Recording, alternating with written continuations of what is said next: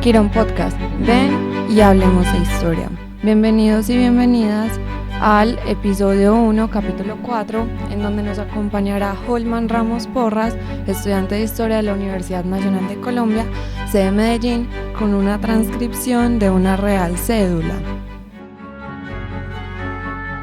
Sean todos bienvenidos a este nuevo capítulo de Quirón Podcast.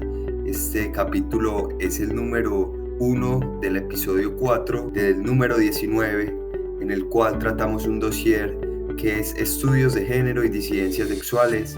Además de ser tema libre, pueden aceptarse textos que puedan llegar no relacionados con el tema en específico, pero que quieran ser publicados en nuestra revista. Este dossier fue publicado entre julio y diciembre del 2023. Agradecemos además la Facultad de Ciencias Humanas y Económicas de la Universidad Nacional de Colombia, sede Medellín, a Radio UNAL, que permite este podcast, a todos ustedes por seguir escuchando todos nuestros episodios a través de YouTube y de Spotify. El día de hoy tenemos para este capítulo 1 un invitado muy especial, quien hace parte desde menos de un año de nuestro comité editorial. Él es Holman Ramos Porras, estudiante de Historia de la Universidad Nacional sede Medellín, quien presenta para este dossier número 19 una transcripción titulada Real Cédula, en que Su Majestad previene que las mujeres que mueren embarazadas se abran con la impresión de cómo se debe abrir la operación 1805. Bueno, este título es un poco largo, pero seguramente refiere a un montón de cosas importantes que ya Holman nos explicará un poco de qué se trata. Además, contarles que esta transcripción se hace de un archivo muy importante que queda en Antioquia, exactamente en el oriente. Bueno, Holman, cuéntanos cómo llegas a este documento y por qué. Hola Pablo, muchísimas gracias por la invitación. Este documento lo encontré junto a una compañera en un día en el que estábamos con el profesor Luis Felipe Vélez conociendo el archivo histórico de Marinilla.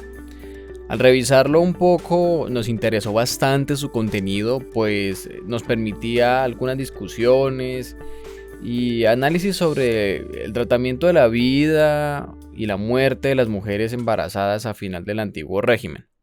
Es importante aclarar que hago uso del término antiguo régimen para referirme a lo que a veces se denomina colonia. Es una perspectiva que comparto junto al historiador ya fallecido Magnus Mörner. También contarles un poco que tenemos datado, según la historiografía relacionada con temas de salud en este periodo, para nuestro territorio del Real Tribunal del Protomedicato, que fue una institución encargada de velar por las buenas prácticas profesionales, que seguramente ya nos va a relacionar un poco Holman acerca de todo este tema de cómo es el buen proceder de los médicos y en sí de las prácticas relacionadas con la cirugía y con la buena salud.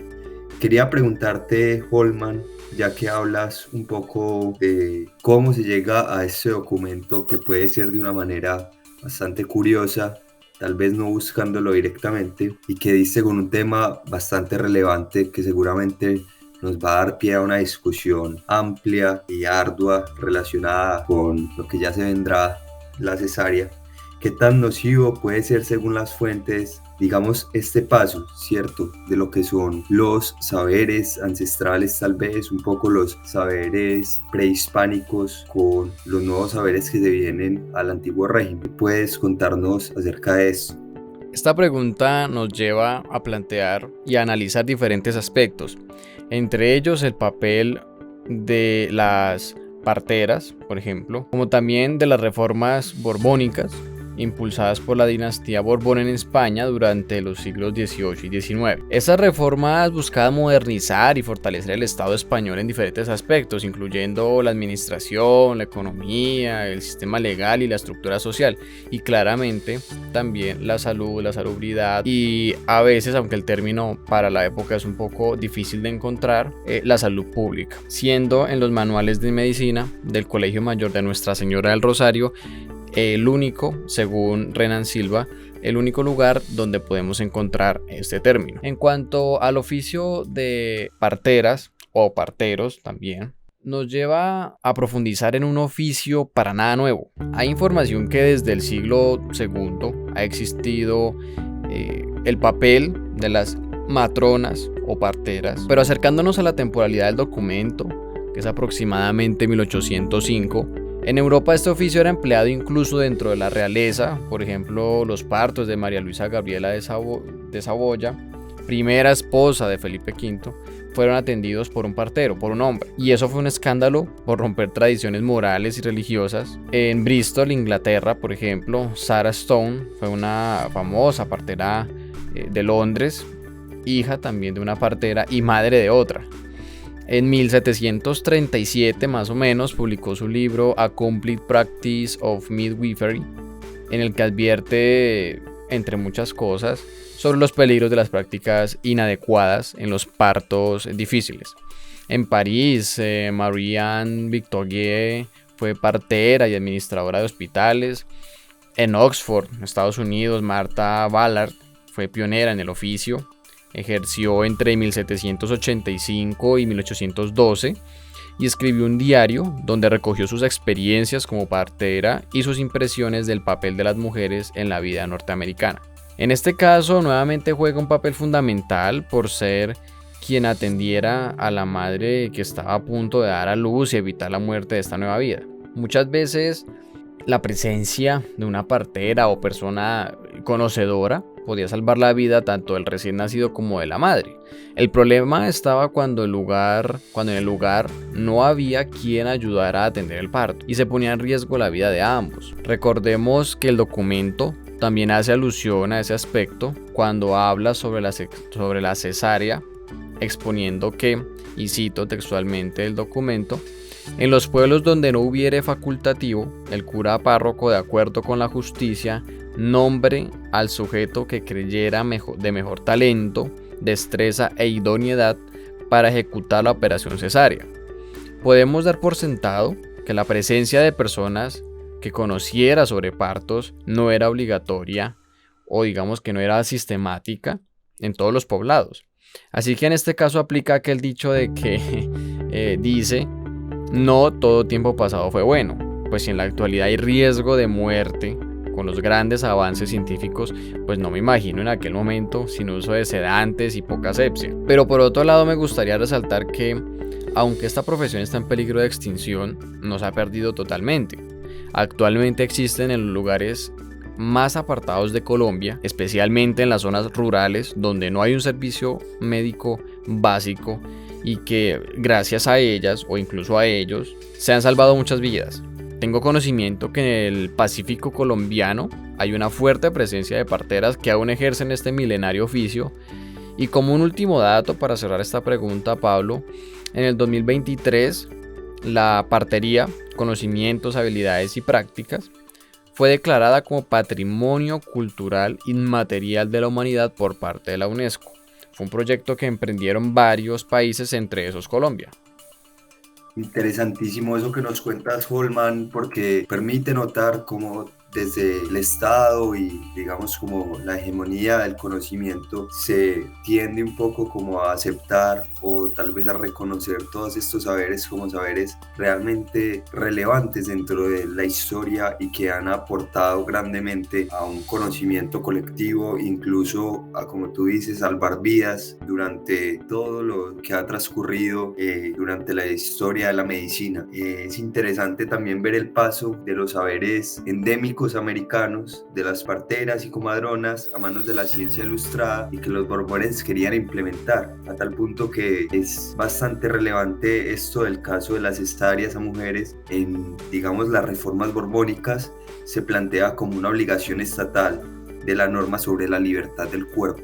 Quería preguntarte acerca de lo que dices, especialmente en un punto de inflexión que haces sobre la falta, digamos, de formación que había en este asunto.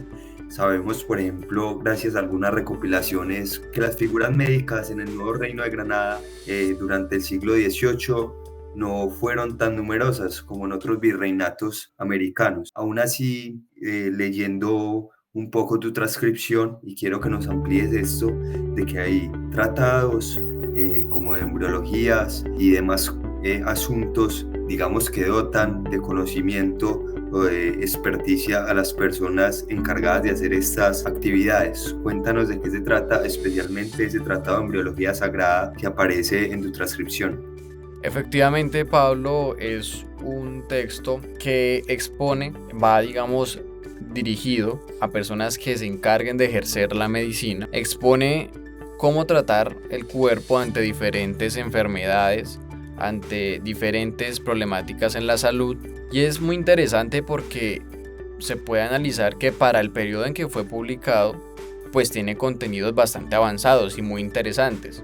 Allí, pues para los que no nos dedicamos 100% a investigar las ciencias, también podemos ver que al ser escrito por uno de los estamentos sociales más fuertes, como es la iglesia, fue escrito por un religioso, pues vemos que el tutelaje de la salud, de la medicina, estaba mayormente en manos, aunque claro, con una alianza con las autoridades, pues en este caso del antiguo régimen, para llevar a la población por un camino, y esto va muy de la mano con las reformas borbónicas, indudablemente, por un camino de la civilización, entre comillas, del buen orden, nuevamente entre comillas, que dejara de lado muchas de las prácticas.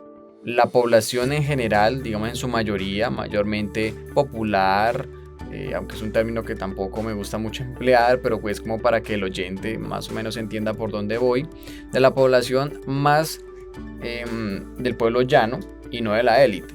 Y se puede contrastar muy bien el proyecto reformista que inicia en el antiguo mundo, es decir, en Europa, en España, y lo que llega aquí.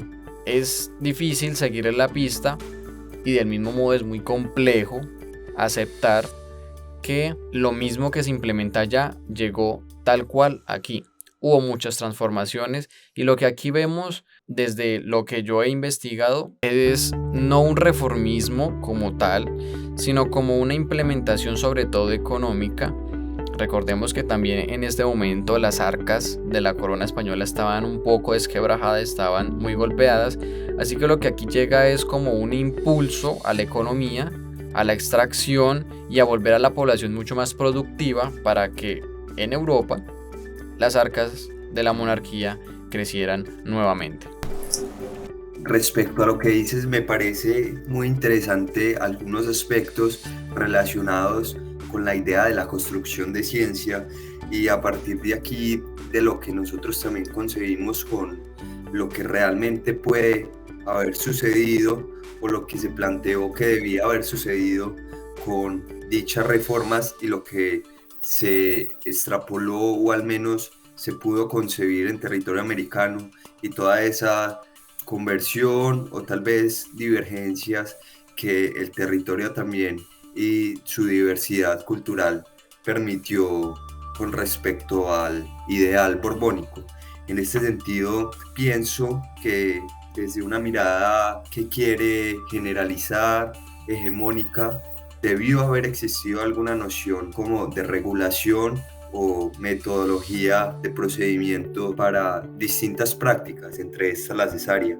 Entonces, en ese sentido, ¿cuál era el procedimiento en que se hacía la cesárea o por qué pasos debía sucederse? Recordemos, Pablo, que el documento hace énfasis sobre todo, claro, en la cesárea, pero en mujeres embarazadas que hayan fallecido en su estado de gestación. Es un poco extenso lo que expone el documento, pero lo hace con gran lujo de detalles. Sin embargo, expondré algunos aspectos que me parecen interesantes. Citaré algunas partes para que el oyente pueda escuchar el modo de escribir y referirse a algunos aspectos. Antes de abrir el vientre, se examinará si aún la madre parece muerta o cuyo fin se aplicará álcali volátil en la boca, narices y ojos. El álcali volátil es un químico.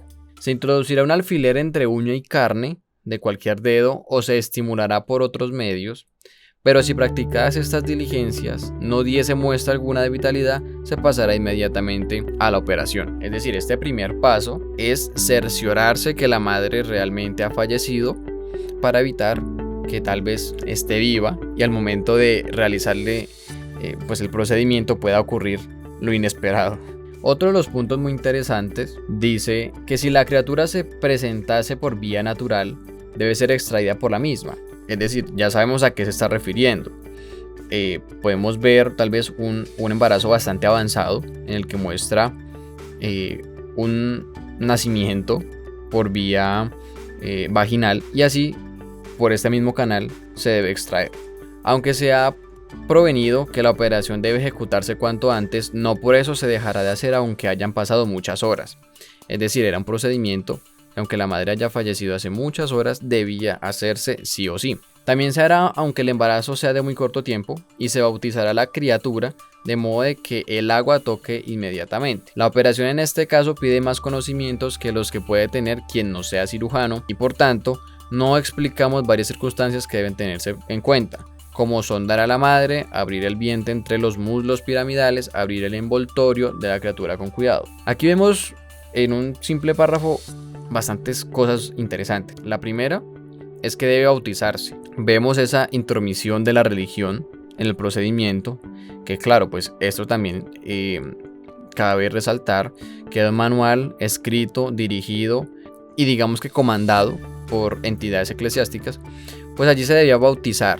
Recordemos que según la tradición católica, todos nacemos con un pecado natural y en el momento del bautizo pues este se limpia. En caso de que no sea así, pues se puede condenar fácilmente el alma de este ser.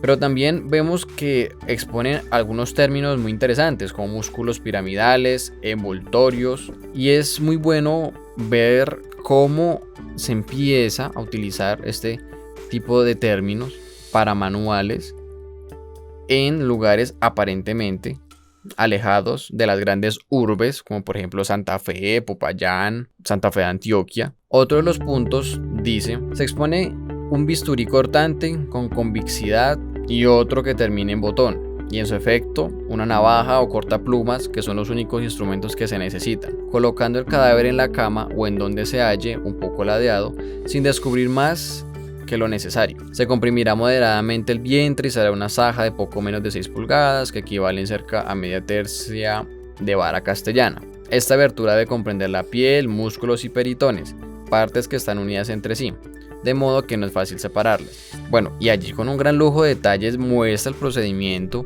que claramente están invitados a profundizar en ello cuando se publique la transcripción, y allí podrán ver minuciosamente todo lo que allí le sugería al que fuera a realizar el procedimiento.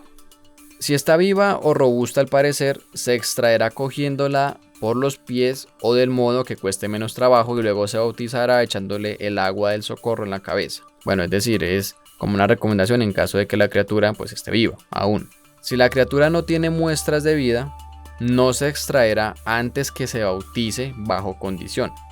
En el caso de un mal parto deberá abrirse el zurrón. Analizando y leyendo un diccionario de época, el zurrón hace referencia a lo que hoy conocemos como la placenta. Deberá abrirse el zurrón con mucho cuidado y presentándose la criatura, aunque fuese como un grano de cebada, si tiene movimiento se bautizará y si no le tiene también se hará bajo condición. Interesante analizar el término como un grano de cebada, es decir, debía extraerse, o sea, debía aplicarse la cesárea, así el embarazo estuviera o se haya presentado en muy corto tiempo, es decir, llevará poco tiempo de gestación, un par de semanas, un par de meses, tanto así que dicen, así fuese como un grano de cebada, así de pequeño debía también extraerse. Aunque claro, todo lo que acabamos de analizar y también lo que encontrarán en la transcripción no nos afirma que el procedimiento se realizara sistemáticamente o que así fuera en todos los territorios y que también se siguiera al pie de la letra lo que allí ordenaba, ni mucho menos con el mismo cuidado o con toda la población en general.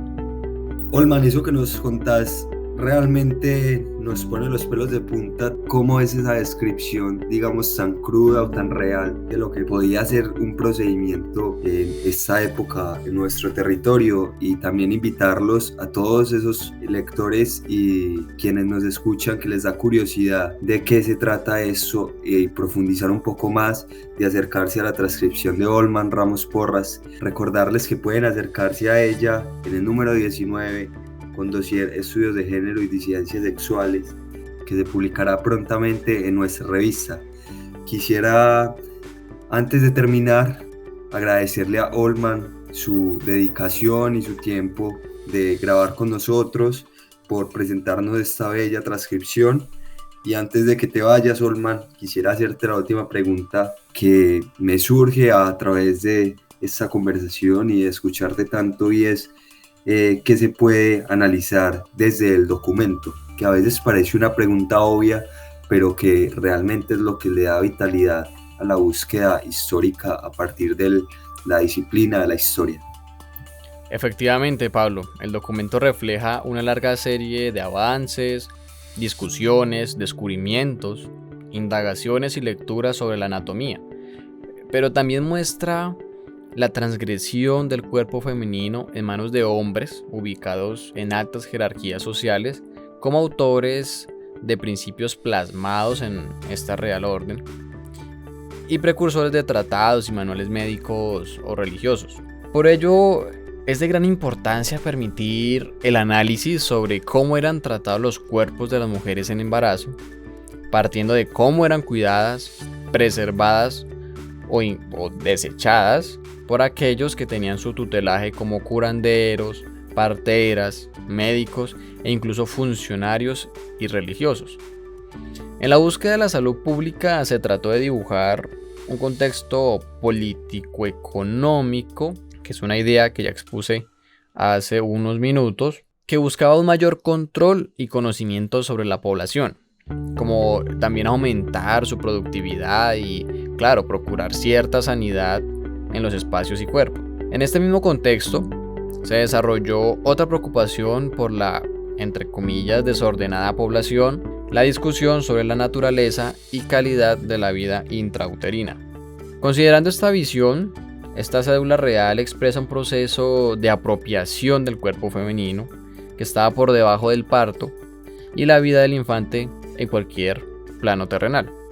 La mujer y su cuerpo debían ser reprimidos por considerarse hostiles para la vida que llevaba dentro. Así lo exponía muy, digamos, hostilmente los manuales de la época, algunos, no todos, claro está. Así pues, condenaban ciertos actos que consideraban agresivos en sus periodos de gestación. Es claro que la mujer ha sido obligada a prestar su cuerpo y darlo a disposición de externos, incluso a perder el tutelaje de su propio cuerpo, siendo objeto de señalamientos que pretendían guiar su comportamiento bajo visiones patriarcales con gran poder.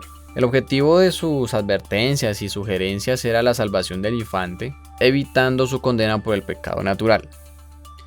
Agradezco del mismo modo a Pablo y a la revista Quirón por permitir estos espacios muy interesantes para que podamos difundir por un método diferente al de la lectura los nuevos hallazgos, las nuevas investigaciones, las nuevas transcripciones en este caso, de estudiantes que estamos formándonos dentro de la Universidad Nacional de Colombia, sede de Medellín, otras a nivel nacional e incluso internacional, como futuros historiadores. El paso por estos nuevos mecanismos de difusión académica es fundamental para la formación integral de futuros profesionales.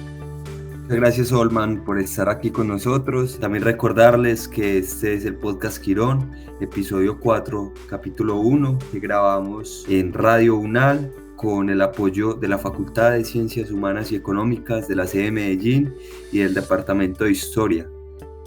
Agradecemos a todo nuestro comité científico y nuestro comité editorial que hacen posible que la divulgación de la ciencia pueda traspasar límites, además de lo leído, a lo escuchado. No siendo más, nos vemos en el próximo capítulo, que vendrá cargado de muchas cosas interesantes bajo este dossier tan especial que es Estudios de Género y Disidencias Sexuales.